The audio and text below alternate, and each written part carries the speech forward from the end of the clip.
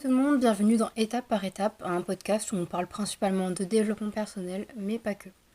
Aujourd'hui, on va parler de savoir bien s'entourer, comment bien s'entourer. Pourquoi j'ai eu envie de faire ce podcast? Parce que il y a eu une période où j'étais pas bien entourée en soi. En fait, il y a plein de périodes où j'étais pas bien entourée, mais pas de la même manière. Je sais pas si vous comprenez ce que je veux dire. Il y a des fois où c'était une question de... Je me sentais mal à l'aise à côté de la personne parce que je trouvais qu'elle était tellement meilleure que moi et moi je me sentais tellement comme une merde à côté. Puis il y a d'autres fois où j'étais juste mal à l'aise dans un groupe de potes parce que je pouvais pas dire ce que je voulais sans me sentir jugée, tu vois. Donc aujourd'hui on va parler de ça. Vous, si par exemple vous vous sentez pas à l'aise, que vous faites attention à ce que vous dites avec les gens avec qui vous traînez, ou que vous passez votre temps à vous comparer, à ne pas... juste à ne pas être vous-même tout simplement, bah, c'est que vous êtes mal entouré, en fait. Et je pense que c'est... Bah, c'est pas bien. Franchement, c'est un frein dans sa vie d'être mal entouré parce que t'as pas ce soutien, t'as pas... je sais pas comment exprimer ça, en fait. Après, c'est pas forcément que des autres aussi, ça peut aussi venir de soi. Pour ma part, par exemple, comme je vous ai dit, il y avait une copine avec qui je me sentais hyper mal. Parce que bah, les gens, quand on a été une seule fois en boîte ensemble, on avait 15 ans, faites pas ça, c'est pas ouf. Mais du coup, on a été en boîte ensemble et je me rappelle que les mecs, ils faisaient que lui parler, ils faisaient que danser avec elle. Bon, en fait, moi, ça m'arrangeait parce que j'avais pas envie de danser avec eux, tu vois. Mais du coup, genre, après, on a parlé un peu avec eux quand on sortait, entre guillemets, fumer. Moi, je fumais pas, mais en tout cas, eux, ils fumaient. Et je me rappelle, ben, je les avais ajoutés sur Insta et ils m'ont pas follow back. Par contre, via mon compte, ils ont follow ma pote. Et je me rappelle à quel point ça m'avait rendu mal, mais genre vraiment, je me suis dit, mais je suis vraiment une merde. Genre vraiment, je suis une sombre merde à côté de cette meuf-là. J'avais l'impression, je me rappelle, je lui avais dit même, que j'avais l'impression d'être un tapis. Genre un tapis qu'on pose sur le sol et puis on n'y fait plus gaffe, tu vois. Genre une décoration. J'avais l'impression d'être ça, une décoration, de servir à rien. Et, euh, et avec cette pote-là, en fait, on a arrêté de... En fait, il y a eu un moment où il y a eu une coupure entre nous parce que je pense qu'il y avait aussi un gros manque de confiance en moi. Et ça a fait que je pouvais plus. Je pouvais plus rester avec cette personne parce que ça m'amenait que du négatif. Je me sentais trop mal, je faisais que me comparer. Et à un moment donné, quand on peut plus, on peut plus. Et du coup, ouais, il y a eu une dispute entre nous, mais pas par rapport à ça, par rapport à d'autres histoires, mais des histoires qui étaient aussi liées au fait que j'avais pas confiance en moi et que j'acceptais pas beaucoup de choses venant d'elle en fait. Du coup, on a arrêté de se parler et on a arrêté de se parler quand j'étais en seconde, donc vraiment l'été avant de rentrer en première. Donc j'avais 16 ans, je crois. On n'était pas dans le même lycée. Du coup, j'avais mon groupe de potes. Et elle avait sûrement ses potes, je sais pas. On n'était pas dans la même ville en fait. Du coup, je me suis plus rapprochée de mon groupe de potes du lycée. Et puis j'ai commencé à me sentir de plus en plus à l'aise, à être moi-même tout simplement. Et puis j'ai grandi, j'ai grandi, j'ai grandi. Et puis ça a mis vraiment du temps avant que je me dise que cette meuf, j'avais rien à lui envier, tu vois. Parce que elle a ce qu'elle a, elle a des belles qualités, elle a des mauvais défauts comme moi, comme vous, comme tout le monde en fait. Mais c'est juste que j'ai pris confiance en moi et ça a fait que bah maintenant, si je suis à côté d'elle, si je sors en boîte avec elle, je pense que même si on la drague que elle, bah ça aura pas le même impact sur moi parce que je me sens mieux dans ma peau, je me sens mieux avec moi-même, parce que j'ai pas besoin de prouver quoi que ce soit, j'ai pas besoin de me prouver quoi que ce soit. Donc voilà, quand on n'a pas confiance en soi et qu'on reste avec des personnes qui ont peut-être même pas confiance en elles, mais un peu plus que nous, et que ces personnes, on a l'impression d'être tâche à côté d'eux, ben, c'est un frein dans sa vie parce qu'on fait que se comparer, on n'arrive pas à avancer. Après cette meuf-là, du coup, on était potes vraiment de la troisième. Enfin, officiellement, on était potes en cinquième, quatrième, troisième et tout. Mais officiellement, on a commencé à vraiment se rapprocher quand on était en troisième toutes les deux.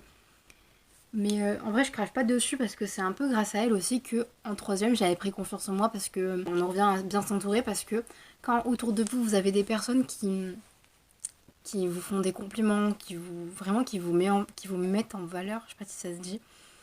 Et ben inconsciemment, votre cerveau il va accepter les informations petit à petit et puis vous allez vous kiffer en fait.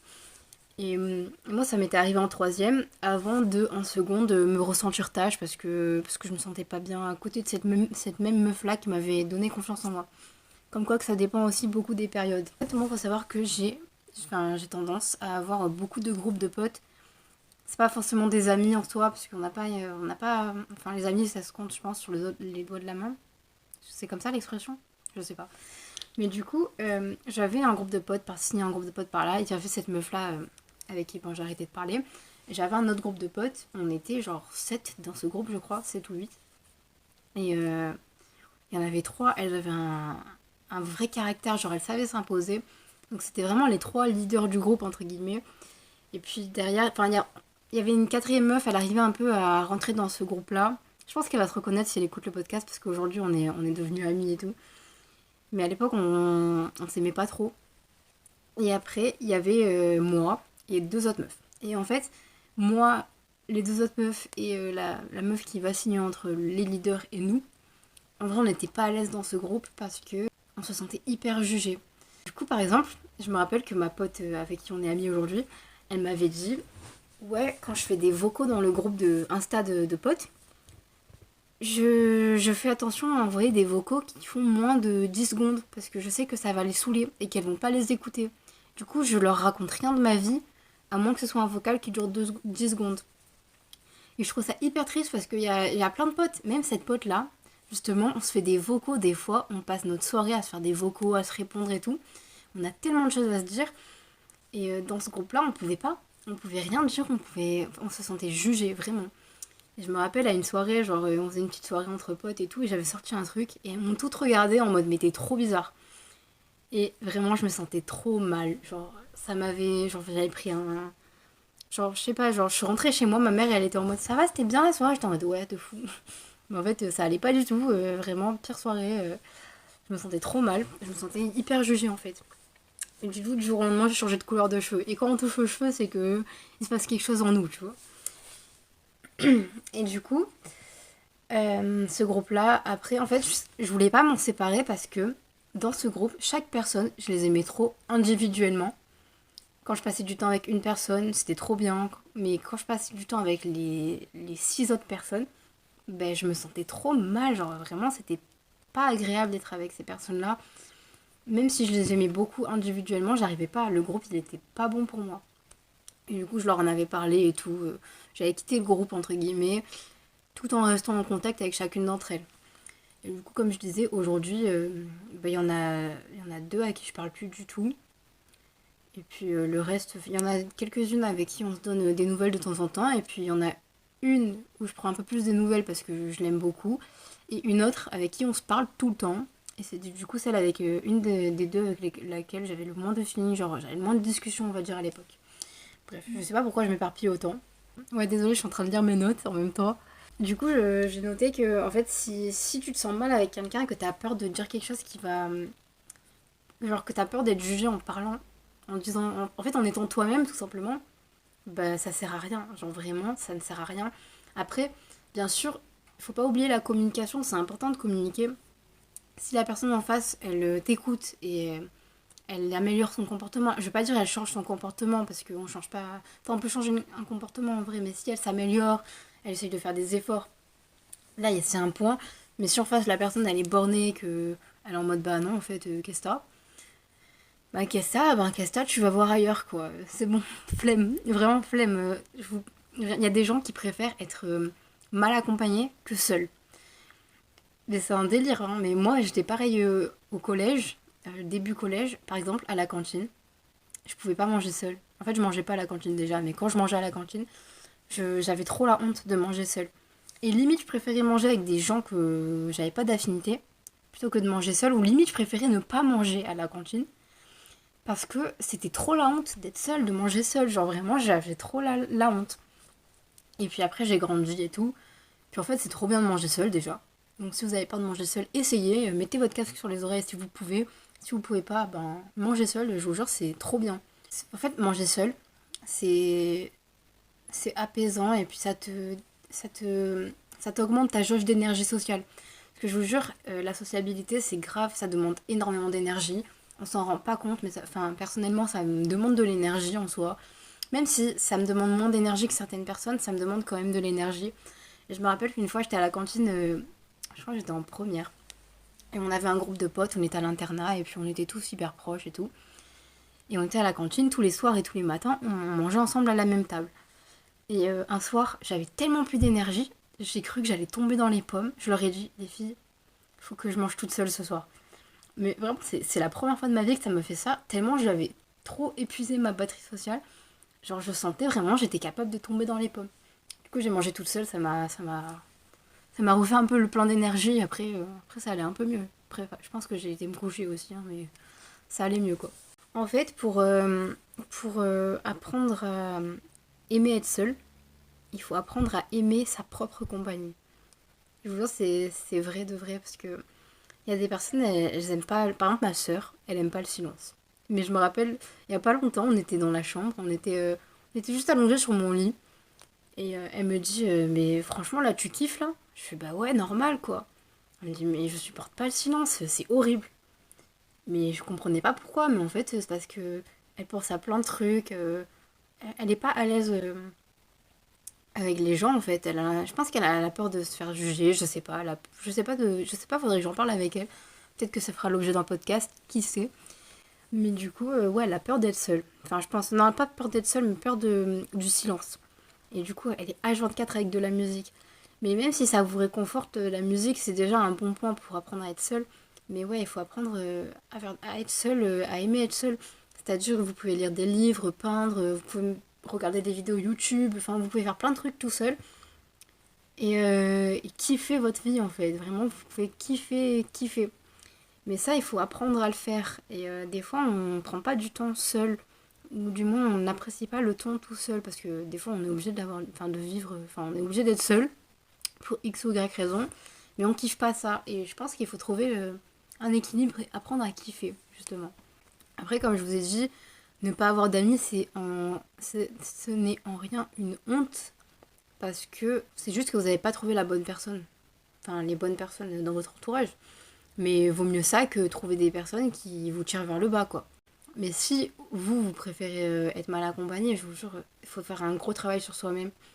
Essayez de vous dire qu'est-ce que cette personne m'apporte. Est-ce que cette personne m'apporte du bien? Est-ce que cette personne m'apporte du mal? Est-ce qu'elle m'apporte plus de bien que de mal ou plus de mal que de bien? Faites un tri en fait dans votre entourage. Essayez de voir qui sont là pour vous quand vous en avez besoin. Parce que par exemple, moi, mon podcast, là, je l'ai lancé. Et il y a plein de gens, vraiment, qui ont répondu à ma story, qui ont écouté mon podcast, qui m'ont donné des conseils. Et franchement, ces gens-là, mais cœur sur vous. Puis il y a des gens, je leur ai partagé mon podcast et ils ont eu aucune réaction. Genre, sur le coup, enfin, ça m'a saoulée en fait. Genre vraiment, ça m'a pas fait de la peine, mais ça m'a énervée parce que je me dis, c'est quoi ces potes en carton? Genre, vous êtes mes potes, j'envoie mon podcast et il y a personne qui réagit, on est où là? Genre, vraiment, genre, je sais pas, c'est mon projet soutien. C'est ta pote, tu la soutiens, enfin, je sais pas.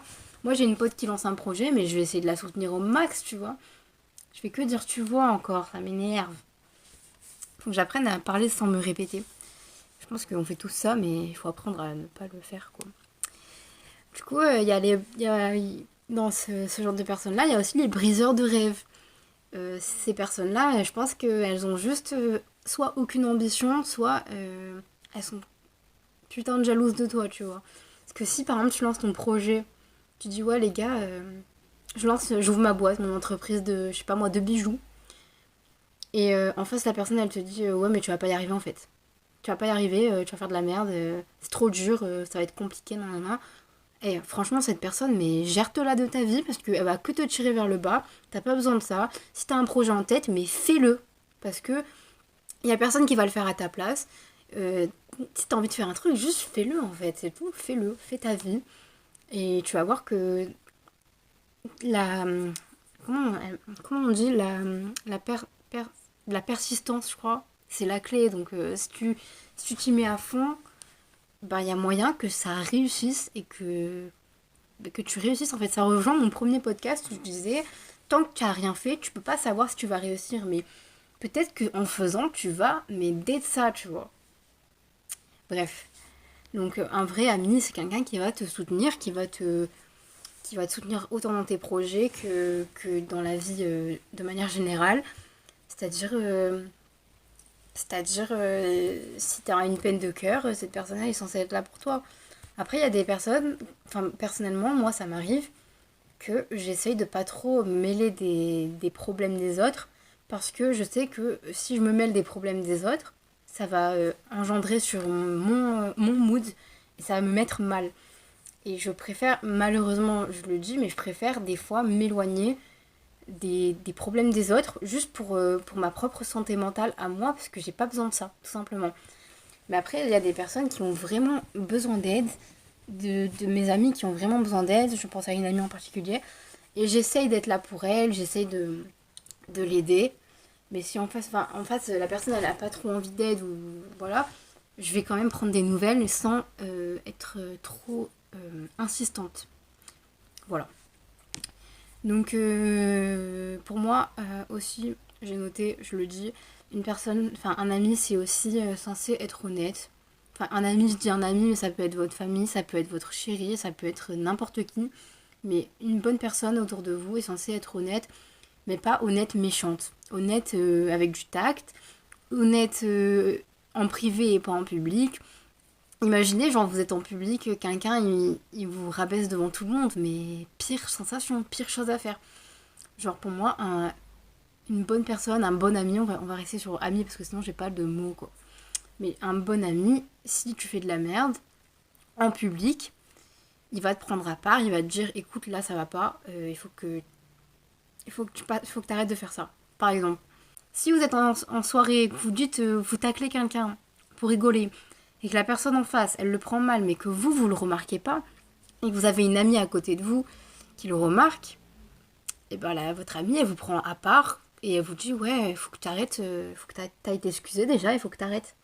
Mais tu le dis pas en public, parce que ça, c'est pas bien, genre. Moi, je me rappelle, mais c'est un truc, je me rappelle, j'avais fait de la merde un peu avec deux potes à moi. Enfin, j'avais fait de la merde, ouais, j'avais taclé un pote, pour rire. Mais en fait, il l'avait mal pris et je savais pas. Et au lieu de me le dire en privé, il en a parlé avec les autres potes. On était trois dans le groupe. Il en a parlé avec l'autre pote en commun. Et le lendemain, à midi, ils m'ont assis à une table, les deux.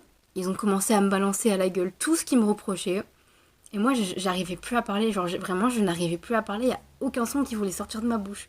Je sais pas si ça vous est déjà arrivé, genre, vous êtes tellement bouche bée, genre, il n'y a plus rien qui veut sortir de votre bouche. Mais moi, ça m'était arrivé, genre, je savais pas quoi dire. Enfin, en fait, je voulais pas m'embrouiller, je savais pas quoi dire, en fait. Et après, ils m'en ont voulu de n'avoir rien dit. Mais juste, je savais pas quoi dire, voilà, j'ai pas d'autres mots, je savais pas quoi dire.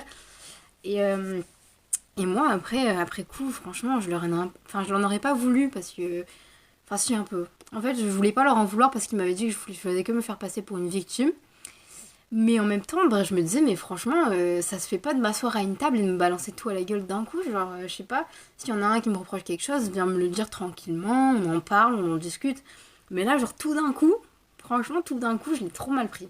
Je l'ai trop mal pris, je me sentais trop mal après. Je suis rentrée chez moi, je me suis dit, ouais, je suis vraiment une sale merde. Franchement, je vaux rien et tout. Mais ça, ils le savent pas à quel point je me suis remise en question. Et je pouvais pas leur dire parce que j'avais peur qu'en leur disant que je me suis remis en question, ils allaient me traiter de victime encore, de dire que je suis trop, trop la victime, trop. Bref. Du coup, voilà, il y a ces personnes-là où j'étais pas bien. Après, c'est pas pour autant que je leur souhaite du mal, que je leur ferai du mal. Et justement, ça, ne le faites pas. Genre, enfin, franchement, gardez votre dignité. Soyez bon. Faites le bon parce que le karma existe. Et si vous faites le bon, il vous reviendra du bon, en théorie. Et si vous faites du mal, et c'est sûr que le mal vous reviendra. Franchement, ça, j'en suis persuadée. Il y a des gens aujourd'hui qui réussissent. Je parle pas forcément des amis, hein, mais il y a des gens, peut-être des anciens amis, qui vous ont maltraité et qui réussissent, mais vraiment dans leur vie et tout. Mais croyez pas que ça se passe comme ça, hein. Si vous ont fait du mal, ça va payer. Je vais vous dire un truc, ça n'a rien à voir avec l'amitié, mais il y avait une fille qui était dans ma classe en première et en terminale, et à chaque contrôle, elle trichait, mais genre hardcore. Genre, on avait des oraux à faire, et elle avait un AirPod dans l'oreille, et son mec lui dictait la leçon à dire, et juste elle récitait ce que son mec lui disait dans l'oreille, Et elle avait des bêtes de notes. Et moi, ça me foutait un giga seum. Parce que moi, je révisais pas tant que ça. Mais j'essayais de réviser et tout. Et j'avais pas une... J'arrivais pas. J'avais pas des bonnes moyennes. Et juste, ça me saoulait. Et je me disais, cette meuf, elle va aller où comme ça?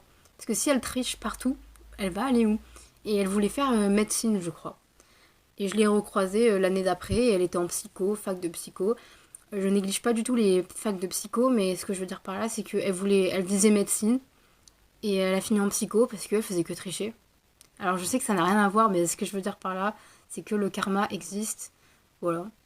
Comme je vous l'ai dit, le karma existe, il faut faire du bien pour recevoir du bien. Mais c'est pas parce que il faut faire du bien qu'il faut être trop gentil, parce que trop bon, trop con, comme on dit.